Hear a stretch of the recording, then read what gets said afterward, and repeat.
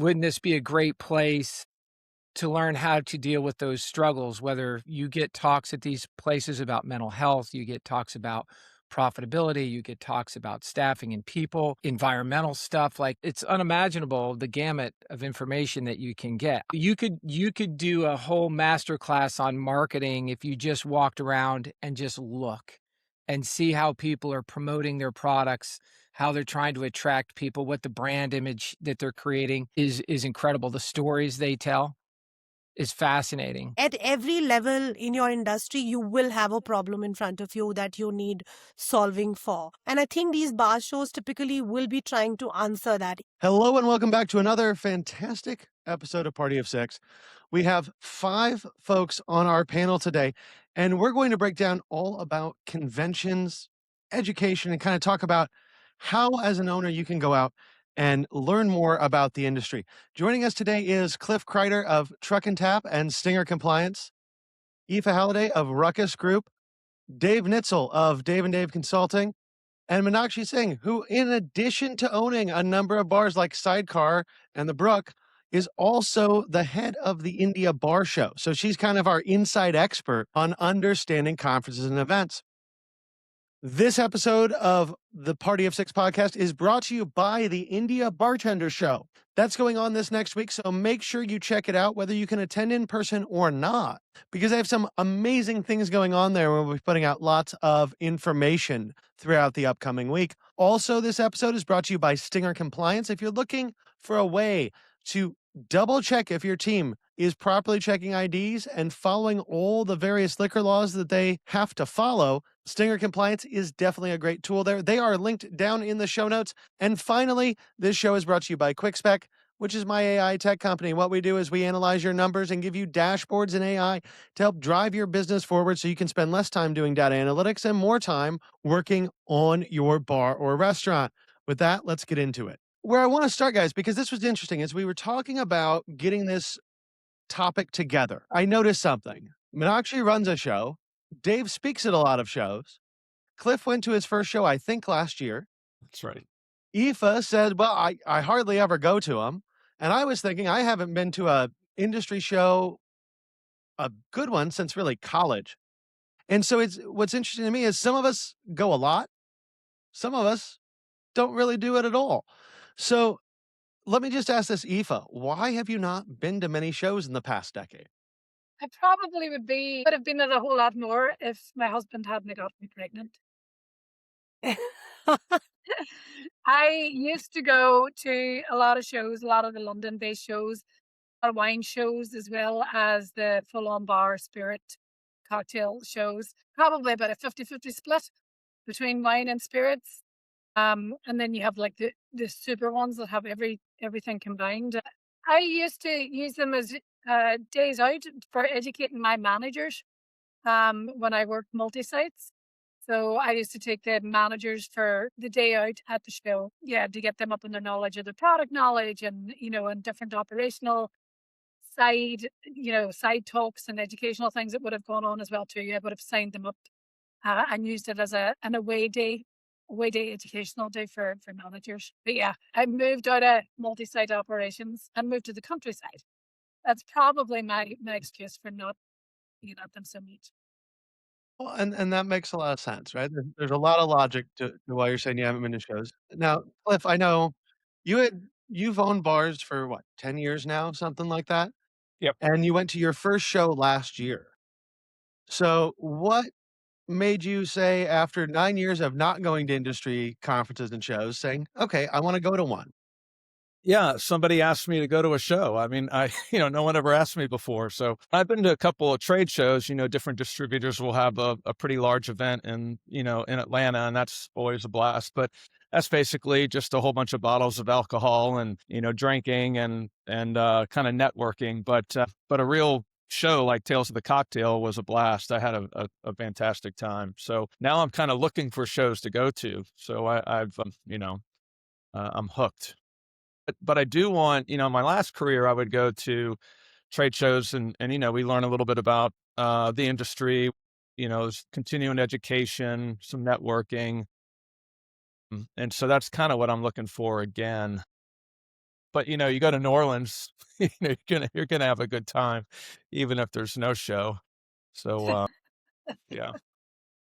And I think that that last comment you made, even if there's no show, that's probably why I have not been to one really since college. Because what I found when I was going to some, and I went to a few after I had my bar, was that they were these big events where it was mostly paid for by liquor distributors, where most of it was just people trying to advertise to me, with a limited amount of like educational or continuing education type stuff going on. And I didn't see any reason to pay to get advertised to.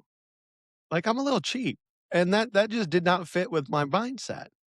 But I also think that I'm probably wrong, right? I wanna give Dave and Meenakshi, I wanna give you guys a chance because you guys speak at conferences, and Meenakshi, you run one, to tell me why I'm wrong, because I feel like maybe I'm just off here. Meenakshi, do you wanna kinda talk about your No, show, what so you guys do, and how it's different than what my is in my head? yeah. No, so before we, talk about our show, which is the India Bartender Show, I want to talk to you about the first time that I went to a show and what I experienced. And I feel like I think that really changes the game. Like from what you hear from Cliff and what I hear from you is that, your first experience maybe wasn't something that you were too excited about. And I feel like I went to for the first time I went to Ethan's Bar Show. Then after that I went to Tales of the Cocktail. And both the shows back to back were shows which were very, very grounded in education. They were very, very grounded in skill building. They were very, very grounded in things that are happening today in the industry. So they were talking about today and they were also future gazing. I met a lot of people who were really, I don't know how else to put it, but movers and shakers in today's industry, right? So a whole lot of that was not about networking necessarily, but also finding people and getting to kind of dig into their brains a little bit to find out what are they thinking like, what are they talking about today, and where do they see this industry moving towards. Right after that, I went to the BKK Bar Show, which was the Bangkok Bar Show, then the KL Cocktail Week. So every show that I went to, I feel like I came back more excited, more interested in my own industry, and also just small. I would pick up things like you go for bar hops in the evening, in the daytime you do something else, in the daytime you're attending sessions, and every time you would go there, you would see, okay, this is the kind of new thing that they're using right now in the bar, right? This is the kind of technique which is being used in the bar. This is how the bartender is engaging with the guests. You come back and you talk to your team and your staff about the same thing. You also engage your own team into that, and next time you take your own team members out for these shows, and that kind of makes your entire game year on year going up and actually leveling up to what is happening in the global bar scene. So I feel like I have a lot of credit to give to these bar shows for the position we gained in the few years when we started Sidecar, because it really instantly gave me an edge over other bars in India which were not really going out and seeing what a London is doing and what a New York is doing, or what is happening in Bangkok and what is Singapore up to, right? So I think that that's what happened, and for me that is one of my biggest learnings, right? It's also obviously about having fun, having a great time, meeting a lot of people, getting a lot of drinks. But at the end of it, for me, I think it's the sessions in the daytime and the networking at that time which really matters. I Yeah. suppose, So I suppose, actually, it's a bit like R&D. It's research and development. Basically, you can use them as a ground for research and development for global absolutely. trade. Absolutely. It's the kind of mindset you go to. You could be a very young bartender just going to meet your idols. Sometimes, I mean, we've seen that a lot happening. Like, we had Eric Lawrence coming from London, and we had a queue of people, young bartenders who wanted to get a signature from him because he's a global figure. He's a whole lot of things, in the global bar scene. He's a bar owner, started off as a bartender. A lot of people really look up to him, and he's just cool, suave. He's got the personality which really fits into, what the younger bartenders are looking for. And because we invited him, we actually realized that you need these tent poles, you need these faces to get the younger generation obviously excited, because this is their influence, this is their, Bad Bunny or Lady Gaga, right? So that's what we need them in the shows as well. So I think that's how you're able to mix the R&D and education and this part as well together. So what's interesting to me, Dave. Meenakshi, is what you're describing is quite a bit different than what I feel like I was exposed to a lot, which was kind of advertising shows. And I know, Dave, you speak at a lot of shows, and if I'm not mistaken, we've had a conversation before. You have an opinion about shows that are good and shows that aren't based upon kind of how they're what they're doing. Um, do you want to get into that a little bit? Maybe a little bit. Not a lot of it. Look, I think the whole scene's become a lot more progressive. I think what you described was absolutely true. And look, I wasn't around for it, so I'm going off of a lot of secondhand stuff. 15 years ago, these were big boondoggles. It was an excuse to get together, and the novelty of being an independent, say, bar and restaurant owner, bartender, manager, the novelty of being able to, socialize with other like-minded people was so unique and so rare that it was just a big celebration, and that led to all sorts of things because you have a lot of people that really know how to drink. About 10 Okay. years, that had a cycle, and then I think people started to contemplate, "Hey, look, we're leaving a lot of opportunity on the table here, like, a lot of us are drinking, lamenting the struggles that we're in. Wouldn't this be a great place to learn how to deal with those struggles, whether you get talks at these places about mental health, you get talks about profitability, you get talks about staffing and people, environmental stuff. Like there's just it's unimaginable the gamut of information that you can get. I still think it over indexes a little on the alcohol, but that's where the money's coming from. So it sort of has to. And there's a whole charm in watching. You could do a whole master class on marketing if you just walked around and just look and see how people are promoting their products, how they're trying to attract people, what the brand image that they're creating is incredible. The stories they tell is fascinating. So I think these shows, the larger ones, have now hired education directors, which I think is a brilliant move. And those folks spend the entire year figuring out what's the theme of the show going to be, who do we want to bring in, what are the topics of the day, what are people struggling with, how do we address those.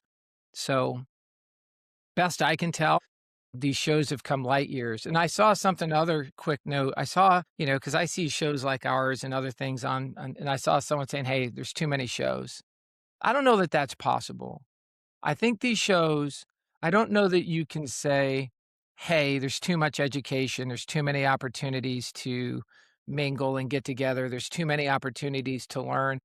I think it's great. And I think that this industry, from that perspective, is dramatically underserved. So I don't think there can be enough shows, and then let the best shows Yeah. win. The ones that can provide the most amazing content and help people the very best, let Yeah. them thrive, and then let everyone else learn from them and lift the industry up. So that's Yeah.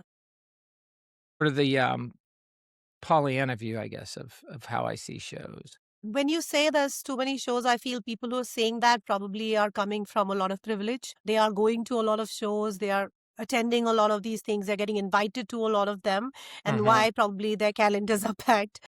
But mhm, overall, like from a generics area point of view, like we are sitting in India and there's another show happening in Bangkok, we might just have 5 Indians attending the show. The rest of them are not. So for you to say that there's a lot of shows could be because, that person is obviously very, very privileged. mhm. I agree with that. Well, and I also think there's when you have an industry based around kind of what Dave was talking about of the way things used to be with shows, where it was just a big party. To go to a bunch of parties is really hard. To go to a bunch of educational lectures is not, right? And so the more professional the shows are, the more you're there for the education and not the drinking at night, the easier it is to go to more of them. Yeah. I did a cool thing 2 years ago with one of the big shows. I can probably say the name, but I just won't. And, another interesting thing, Meenakshi can speak on this, is a lot of the shows, despite the amount of money that'll come in, I don't know what anyone's books look like. These are my assumptions. They're funded by the spirits companies and that sort of thing, but they're still expensive to put on. So they will use industry folks like me. People get desperate, like Meenakshi gets desperate and says, Dave, will you please come to India and speak? We need somebody. So I go and I do the best I can.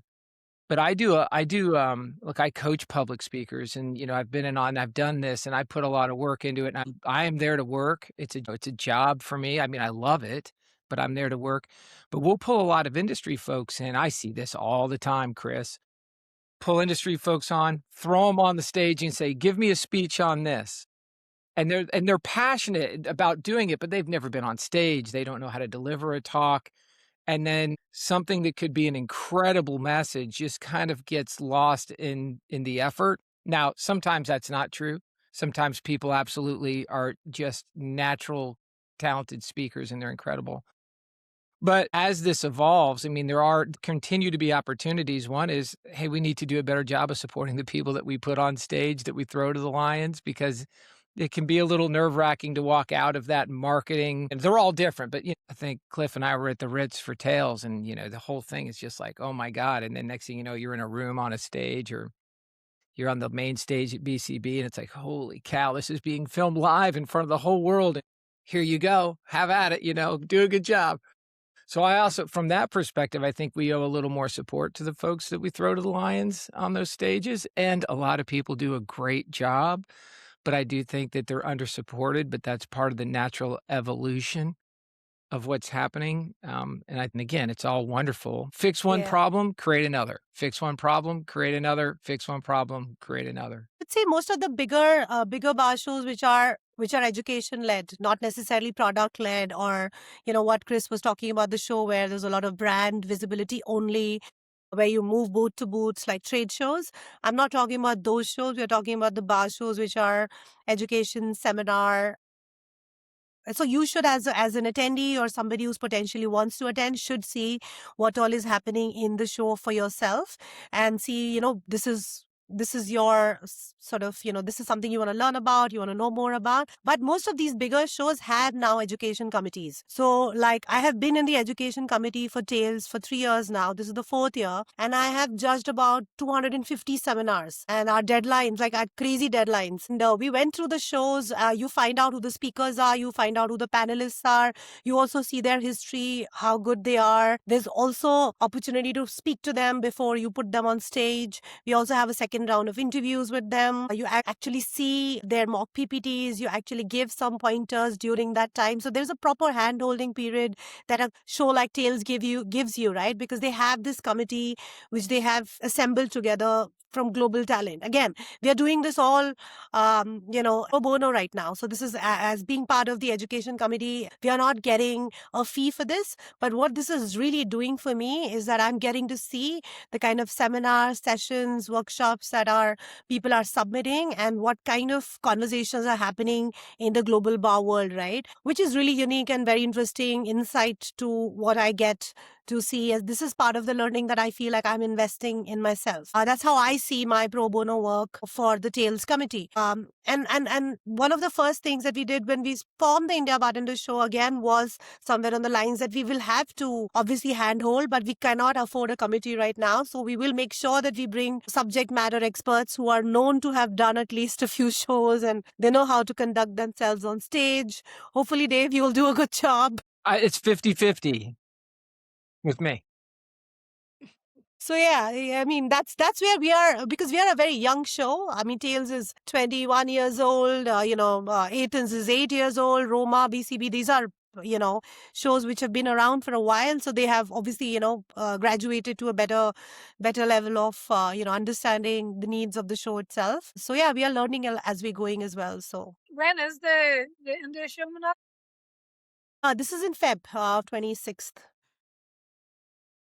Couple weeks. Give me an example of some of the education that I think you feel like just knocks it out of the park, like somebody that there's always a line to get into. Well, there are many. Like last year itself, we saw a lot of interest in indigenous spirits. So there's a lot of interest in spirits from Mexico. It doesn't have to be only, like, we are talking about a lot about agave and tequila, but there's also a whole lot of other South American spirits that don't have or people don't know about, which are getting produced. There are talks on mental health and supporting teams. A lot of current issues which are relating to our industry is retention, team building, motivation. So a bunch of topics from coaches and people who are doing this wonderfully with their own teams. A lot of the talks at Tales are happening from people who've been there, done that. That is one of the things which kind of works for the show as well, because a lot of people are either operators themselves or have been operators or are currently facing problems in the current scenario.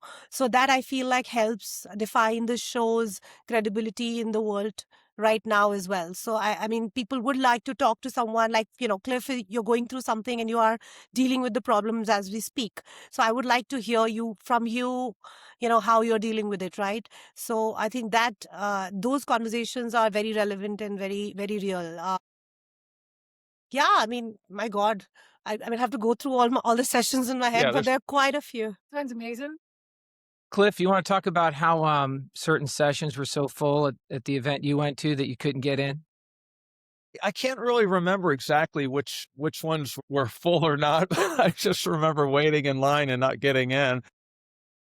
But I just go get another drink. So that was the really I was with Cliff when that happened, and the good news was it was it was an educational event, and we were at this huge hotel, and the room hit capacity, and there was probably still 50 more people that wanted to get in.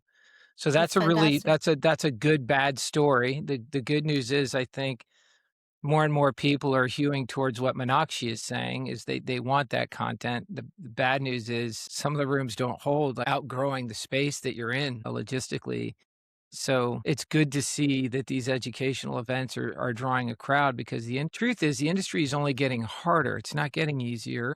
And I think a lot of the draw on in terms of profitability and revenue, Chris, you may have opinions on this, doesn't necessarily have to do with spirit mix. Not that we don't want, again, the spirits companies there, but it really has to do with people and profitability and these different things that Meenakshi was talking about. And to hear from people who content experts, whether they've lived it or whether they know it and that sort of thing, those conversations really matter. And there's not many places you can go to get them.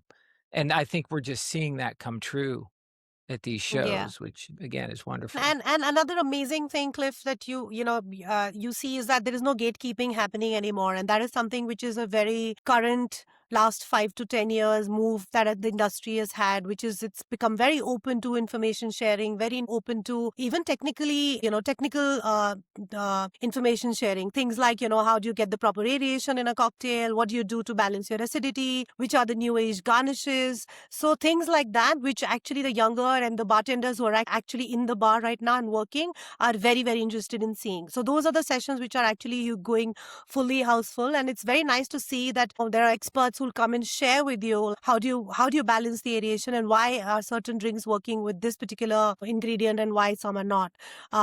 Sessions on minerality, sessions on enzymes. So whole lot of educational seminars which have nothing to do with environment, but actually to do with technical skills. So a lot of technical upgrade and skill upgradation sessions are also very much in demand. Yeah, and I can see that, but on the flip side, I can also see, most of my managers have come up through the ranks, even from being barbacks. And so, at that point, their technical skills, well, they know how to make a few cocktails, but do they know how to manage a team? Do they know how to manage conflict? Other let's say corporate responsibilities, the business side, not just the technical side. So totally understand there's a balance there. Dave can contest to this. When I went to Tails, I was struck by how many young people were there, and you can tell that they were the frontline bartending crew. They were, they were in the pit, and there were less of me and Dave there than they were of the 20-year-old, 30-year-old tatted up bartender, the studs. So I think those guys need to know some business acumen, and I was pleased to see some of that at Tails. I felt like for me, I would have liked to have seen some more things about operations and profitability and how to become efficient, things, the business side of it. But for the bartender, maybe step out of learning how to mix a cocktail and what y'all are also talking about is how to lead a team. So I think there's a big opportunity for these bartenders to know how to manage. Absolutely. You know what else? You know what my favorite part of Tails is, Chris? Here's a plug coming for you. All right. Tails has a bookstore. Yeah. All right. How's that? So Meenakshi and Cliff said, look, what I think the coolest thing at Tails is they take a dedicated room, a big room, and they fill it full of books. And I Books will and tell bitters. you, what's that? It's called Books and Bitters. Yeah, books and bitters. Thank you, Meenakshi. Yeah. And they fill it full of books, and you might think, uh, Does anyone go to a bookstore at Tales? Oh, yeah.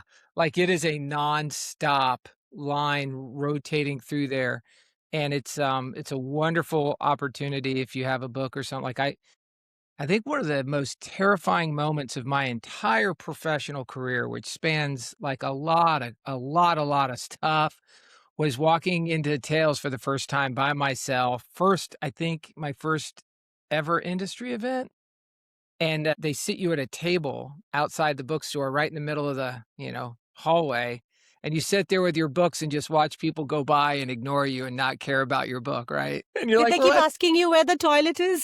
Yeah, yeah. That's my expertise. Which way is the washroom? Yeah, so that is, look, that for me was that look, throw yourselves into those situations. You'll be better for it, maybe, I don't know. But anyway, Chris and I have a little bet on the line. We're gonna try to go this year and sit out there and do a book signing and, buy each other a cocktail based on who sells the most books. No, But that will. again, that's just a really super cool feature that happens at Tales, and if anyone who's doing an event around the world, like when I would say, hey, look, if you can get books into your event and do a little mini bookstore, even if it's makeshift, it's really cool to expose people to all types of learning. And I just thought that I just think that the fact they do that is one of the coolest things. Sidebar and plug, because Chris has a new book out and I have a new book out. Well, and Dave has a new book out Yeah, too. yeah. We're working here. We're Dave's working book here. is called A Tale of Two Taverns. Mine is Menus That Sell, and we'll talk about those more right before we end the show because we are definitely pushing those, Dave. Yeah, okay. I like that. It's good to have something tangible to walk away from a show from as well too. Mhm, It's all to have actual merch rather than just a hangover. mhm. Yeah, they also have, yeah, the merch store is also nice. So a whole Yeah. lot of Yeah. merch. Nice. I'm counting on a T-shirt, Meenakshi. Yes, you're getting one t-shirt. I'm One. doing Well, that's I'm fine. doing a project at the minute. I'm doing a project with a bar group at the minute, and their staff T-shirts are so cool. I've been trying for the past 5 months to get like a staff T-shirt. I'm like, please can I have one of your staff T-shirts because they're so cool. So yeah, definitely all about the merch, and the bar industry is so cool. I'm sorry, we've got cool shit. So like and there's all that education as well too. On the equipment and on the creation and yeah, the I have my Tales of the ingenuity of Cocktail things as shirt well. on. So what else, Chris? You gonna go to a show now if we convinced you? You have convinced me, let alone the fact that I have to beat you at a book signing Well, that's true. event at Tales. I mean, we have thrown that out there. But I think it's really interesting. And one thing that I think I noticed, Dave, in what you said, and then Meenakshi in what you said, is this push more towards education. Because when I think back to shows I went to in the past, there was not a Meenakshi, I think you're very right to point out, people in this industry share more than they used to. Because it used to feel a lot like everybody was gatekeeping. Whether it was the bartenders gatekeeping on acidity and how to manipulate acidity in a cocktail, or it was the bar owners being cagey about how they make money. Right? I mean, I don't know how many bar owners I've talked to over the years where, especially when I was a bar owner, you'd sit down with them, "How you doing?"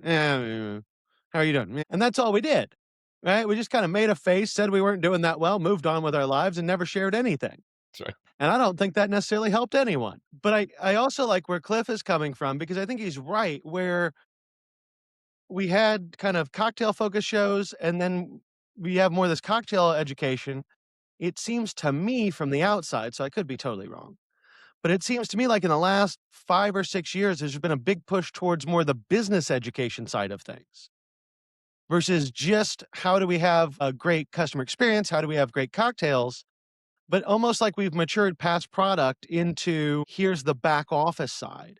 And I see more and more of that in the being talked about, whether it's speakers at shows or podcasts or what have you. Yeah, let me throw something in there real quick. I went to a local city merchants meeting yesterday morning, and we're in all these main street towns, so there's all these merchants, and everybody is screaming and yelling about parking or whatever. But the cops, the police department were there, and they were talking about different issues and how they patrol and how they have a couple of foot soldiers, walking around at night, and And that so there's another element to being in a bar is the whole safety concern.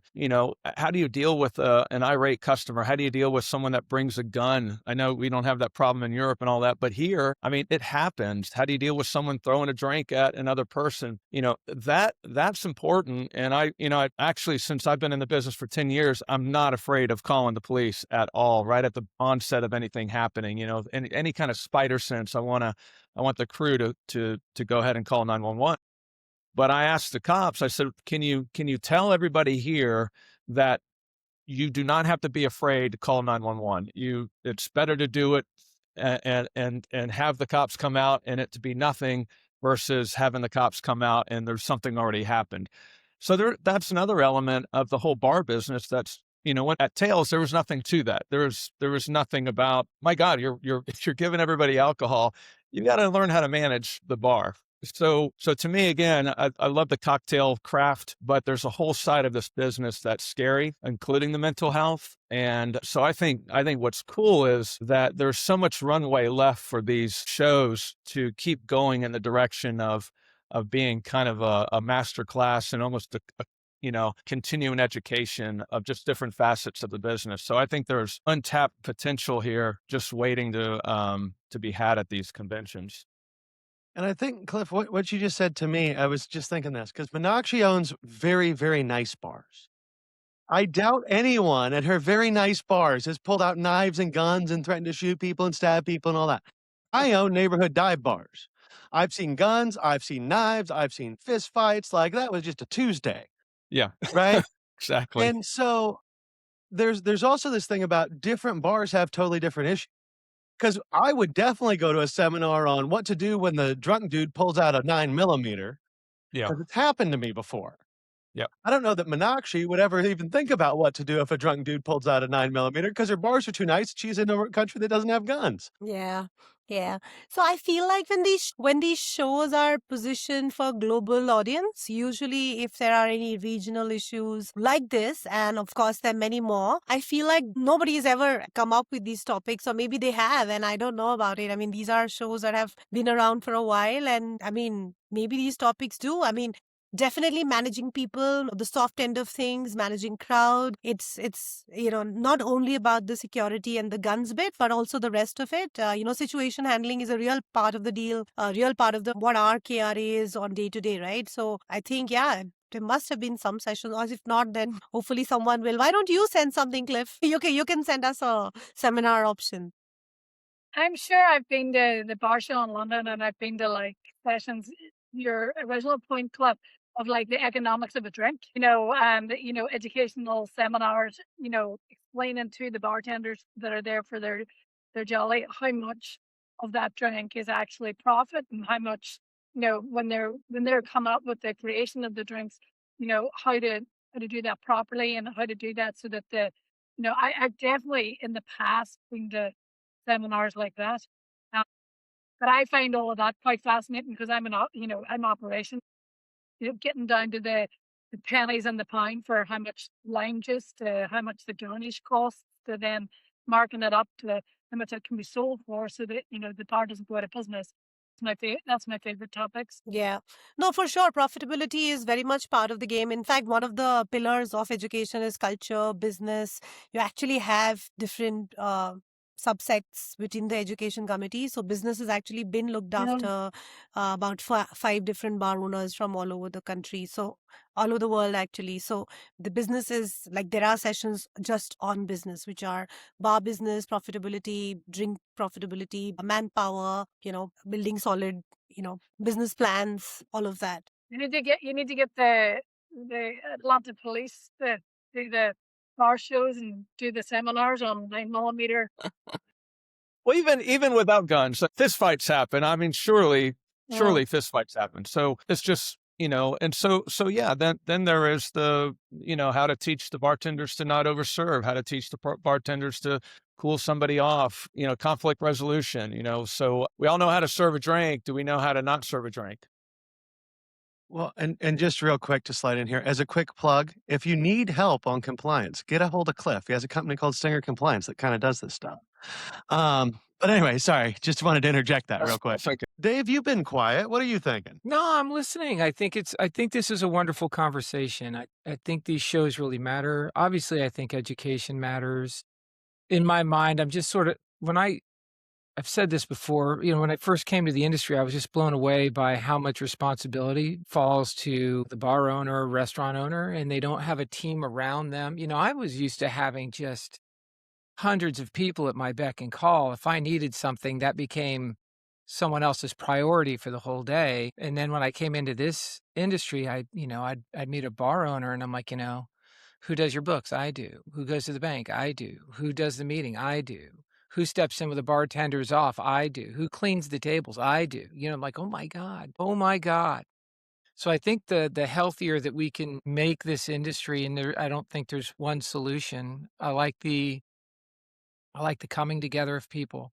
I like the idea of producing a world-class content that folks can decide what's important to them, go back and apply it in their markets to their venues and hopefully make themselves a little bit better. Like I said at the outset, I don't think we can do enough of that. More, please. And just like with bars and restaurants and that sort of thing, the best shows will rise. And I do think the content needs to continue to diversify. To Cliff's point, like you could go to a show and you could go to a really big show and look at a lineup and see nothing about profit. You can do that because I do that. I look and I'm like, what's the lineup? And there's nothing about profitability. I was coaching a group recently and they didn't want to have any elements of profitability in their culture statement. I was like, well, how do you give back to your team? How do you give back to your guests? How do you give back to your community if you don't make money? Like, I'm not trying to say money's everything, but you do need to pay your bills. And also it leads to the mental health stuff. I mean, money doesn't make you mentally well per se, but it sure as hell helps. If I can pay the bills, it's a stressor for sure. So I still like to see more about best practices relative to running the business. I do a lot on the people side. I think that's a massive opportunity right now. I think these should be incredible careers. I don't know that we talk enough about the career pathing for people in the industry. So I still think there's gaps, around people and profits, but I think the shows are doing infinitely better than what it seemed to be. And they're on the move. It's not like it's stagnating. I see it on the move and I see more people writing books. So all this is good to me. I like all of it. I'm concerned that it's getting more and more challenging at the same time. Like, it's sort of born of necessity. I'm seeing too many people go out of business that shouldn't be, or selling out of desperation that I don't want to see. That's kind of what's running through my head. If you ask Chris, that's what's spinning around in there while the conversation's going on. Yeah, I So- feel like if the bar show is solving a problem for you, it's something you should go and attend, and you should look for what are your current issues, right? It could be a junior person just entering the industry. It could be someone who's been around for 30 years and doesn't know anything about the roto app or doesn't know how the centrifuge works. There's a lot of the senior industry members that we meet right now who are not in touch with tech anymore. We have a topic, for example, on AI, right? AI into your world. And it's amazing that we have this person from Dubai. He's a lecturer on AI and he's actually talking on hospitality in AI as one of the sessions. I immediately know the number of pre-registrations that are going up because this is not a well-known star person, but this is a topic which is so relevant in today's time. This will save me time. How does this save me time? Like, I don't know the prompts. I don't know how am I supposed to use, the various apps that are there at my disposal right now. So I feel like if it is something, and at every level in your industry, you will have a problem in front of you that you need solving for. And I think these bar shows typically will be trying to answer that. If, in all honesty, if they're just getting you drunk and just showing you a good time, that's also not bad if you do want to do that for yourself. But that maybe is not your, that's been there, done that, right? So we've all had our bar hops and done that. But if it's not solving a problem for me, or at least showing me the direction, making me meet the right people, network with the people who are actually is someone who can help me find the way, then maybe that's not, you don't need to attend the show for just that. So I think that, yeah, because it's an investment at the end of it, right? It's either investment of time, or you travel, or your company's sending you out there. Either way, somebody's spending money to get you there. So yeah, you should look at that from that lens. That's right. So here's a question for you guys because you've done a good job of convincing me I should actually go to shows again. But there are only what, like 100 of them all over the world? There's a lot. If you're somebody that hasn't gone to a lot of shows, how do you pick the right show to go to? I would think that you would go to the closest of your geography first and look at that, like, which is you are sitting in the US, you have the biggest show actually in your in your country, so maybe start from there and then think about moving towards Asia and other places, Europe. I would definitely think BCB is a great show for a lot of reasons. Dave can add to that. He's been a speaker. I got an opportunity to speak in BCB 2019, which was fabulous. So yeah, I mean, if you can start with where you can get yourself fastest and cheapest. There's lots of different shows too, so do a little homework. So, for example, Tales of the Cocktail it is a pretty dope show in New Orleans, and it's definitely alcohol and cocktail forward, but there's a lot of restaurants out there that have bars that are, more food forward, that sort of thing, and the NRA the National Restaurant Association has a huge show in Chicago. There's a big show in, Las Vegas. There's shows in New York, so I think that's what I was gonna say too, Meenakshi, is start local or regional, something that's easy to go to, but know that these shows are also all very different, so find the one that most resembles the types of things, that reflect your business. If certainly if you're in the cocktail culture, Tales is the one, but there's a lot of really good shows out there. BCB in Brooklyn, the Vegas show, Bar and Restaurant is a huge show. So there's a lot of good shows out there, and there's also a lot of business shows.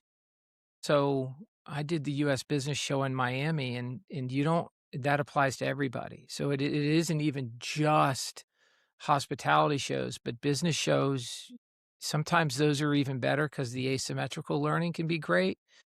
They're talking about things in a way that we're not even thinking about. So lots of different things that you can do, Chris, in my opinion. The last show that I was at was the Hospitality Tech Expo. And I look at that for fun, the tech show. That's commitment, Eva. I tell you, that is commitment. As we were going into the show, was the XL in London, which is huge, just a huge exhibition center. So there was lots of shows happening at the same time. And we walked into the wrong show, and the show next door was the international drone show. I mean, there's shows Yeah, that's true. Yeah, the big convention centers will have multiple shows going on at the same multiple at the time, which same is time. yeah, that But that'll you know what? that'll throw you. Yeah, Yeah. the Hospitality Tech Expo was actually really interesting. Mhm. So like in terms of all the operational stuff that you're talking about, Cliff, like, going to one specifically for operational tech, your POS, your PDQs, the AI, like all of that can help with, time, education, and making your businesses run really smoothly. The tech expos are quite interesting as well. A cool thing you can do too, Chris, as let's say a business owner, and this isn't true, but let's say Cliff says, "Bah humbug, I don't wanna go to a show."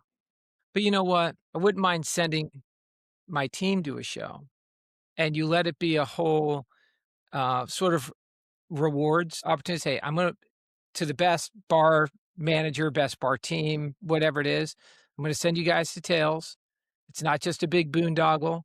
I want you to come back with the 5 things that you learned that you think could really apply to truck and tap, and I want you to teach it out, right? I want you to learn, and I want you to teach, report back to everyone.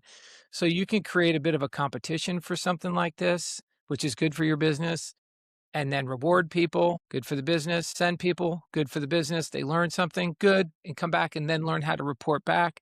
It all becomes this great rewards and developmental type of opportunity. So there's a lot of different ways you can use a show as a resource to the business beyond just the obvious point and shoot, I go, I learn, I come back.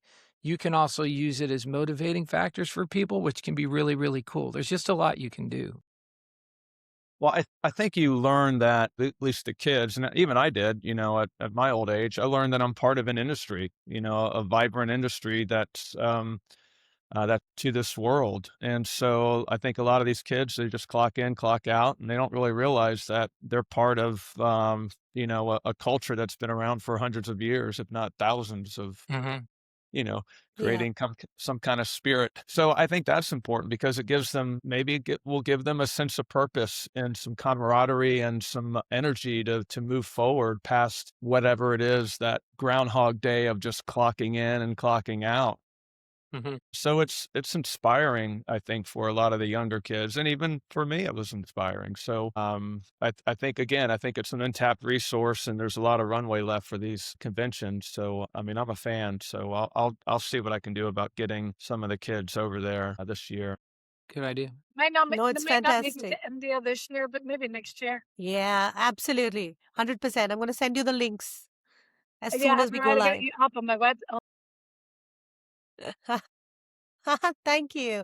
No, so we actually have, Cliff, what's such a good point that, you know, we last year when we launched the show for the first time, we actually gave away scholarships to 100 kids who were under, 5 years of experience into the industry who couldn't afford to come. So they actually sent us applications and we looked through, we got about 250 to 75 applicants who sent us their why we should give you the grant. And this grant was given to 100 kids. And this year as well, the grant has gone out. And one of the first things that we heard from everybody was like, the fact that the show is actually wanting for you to come together, because there's a lot of, so geography does play a big role in this, right? So when you're living in a big city with a lot of vibrant nightlife culture, you're going to each other's bars, you are very much part of something which is moving. But I think in a lot of smaller cities, you do feel very isolated.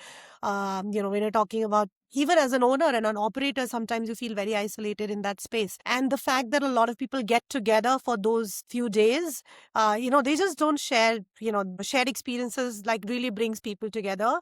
But they also like really, constantly are in touch. There's other friendships which are formed forever. And you can see the exchanges and things happening throughout the year because of these shows. I met a few people at Tales. I've invited them to India Bartender Show. I got invited to Cocktail Fiesta in Philippines because I went to another show. This is how a lot of talent exchange and information is also happening. So these people who are attending shows are also going to other shows because they're getting invited by those people, right? Because they want to hear my side of the story. So I feel like that is really the true exchange that is going on as part of as an overall getting together. So, Dave, you have a book?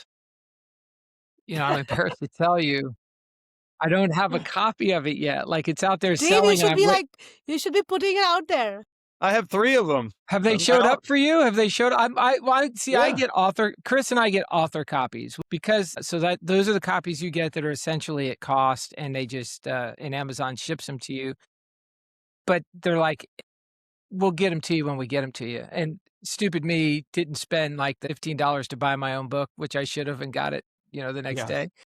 And then I let that go a couple days. Now I'm like, well, the other books are going to be here. So the moral of the story, I have no book, but I have Chris's book. So I went out and I bought Chris's book, and I didn't even buy my own book.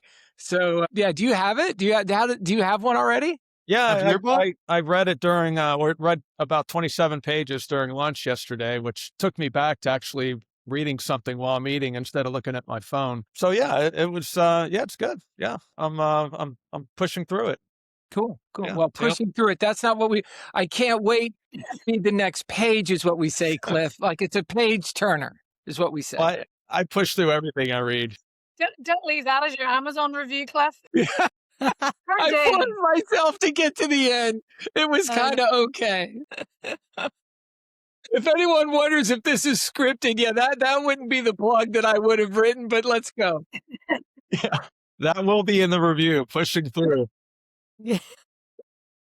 I love it, man. It's awesome. Congratulations, Dave. Third book. Well done, you. Yeah. And look, Yeah. Chris on his second. Let's not look, Chris, I'm really pushing through your book too. I just want you to know. I know it's so difficult. I'm trying my best, man. I'm doing Well, whatever I can. Use But an let's be original honest here, one. You need an Dave's book- original one. Dave's book is like a really nice story. It's a fable, right? It has all this narrative to it, My book is like, these are the different types of menus. This is how money works. This is how you do math. So if you're going to get through a book that's easy, it's Dave's. If you're going to push through a book, it's definitely mine. Well, that's not true. You learn something. Look, we can go back and forth and have like a love affair about it.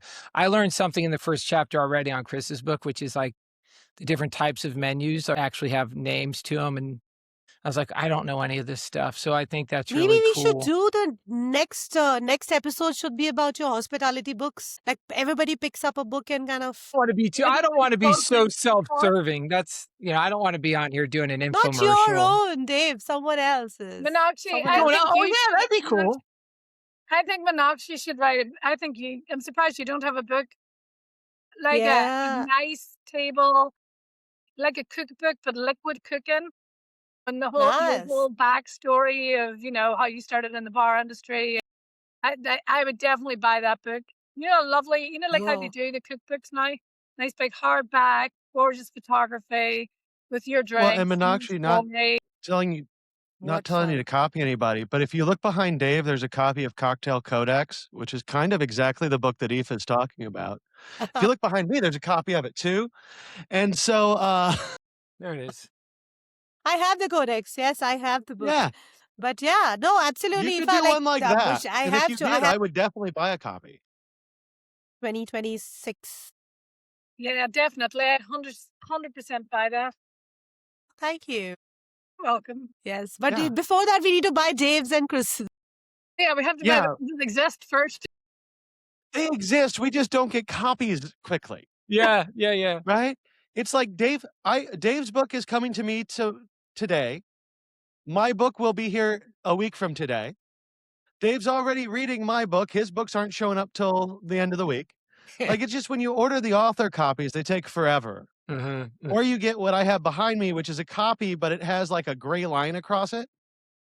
There, if you can kind of see it, that is the proof not for sale, do not sell this, not retail disclaimer. Yeah, it's putting your name to something or for somehow like we could get on here and riff and just have fun and talk about things and not worry too much about what we say, or maybe the opinion was a little off, and maybe afterwards you go, I wish I would have said that different or something like that. But when it comes to the written word and you put it in print, somehow that becomes so much more official and you agonize so much more over every little detail when you put it in print.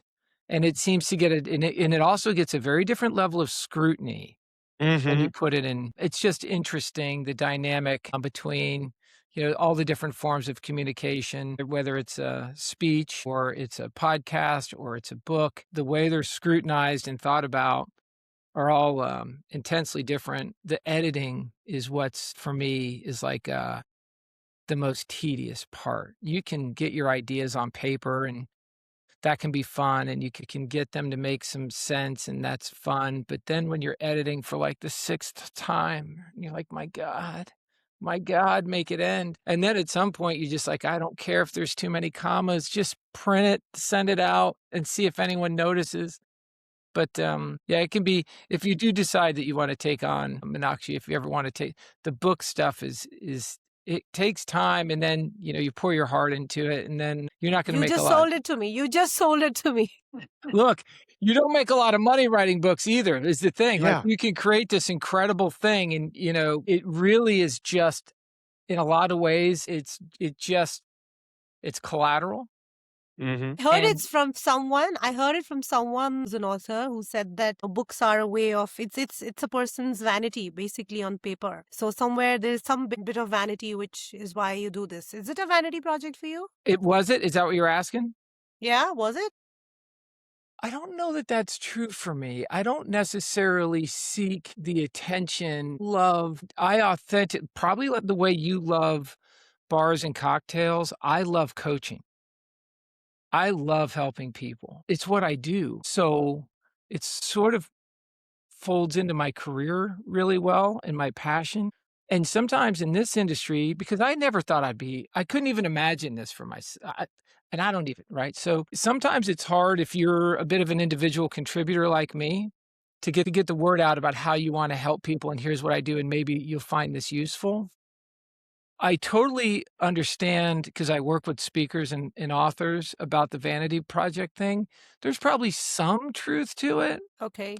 but for me, I think I enjoy the idea of getting concepts and things out there that people can find useful. Like I told you about the terrifying experience of sitting there at Tails and just wondering if anyone would stop.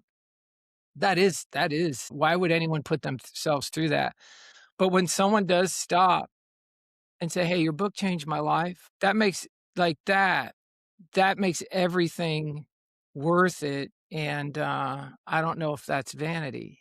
Maybe it is, but that's I mean, there's nothing better than that. The random notes that you get from people from anywhere around the world that are like that.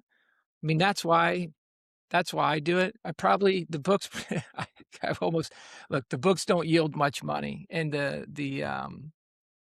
pain and effort that you go through to produce them to yield very little in the name of helping people, I think that's a decent cause. I can live with that for myself. If you're writing a book for vanity only, I don't know. I don't know about that. I know what happens. I'm not gonna have an opinion on that. Like, See, that's good. Meenakshi, I'd give you a slightly different answer. Because I would say, yes, I love educating. Yes, I love talking about numbers. Yes, I love writing it down.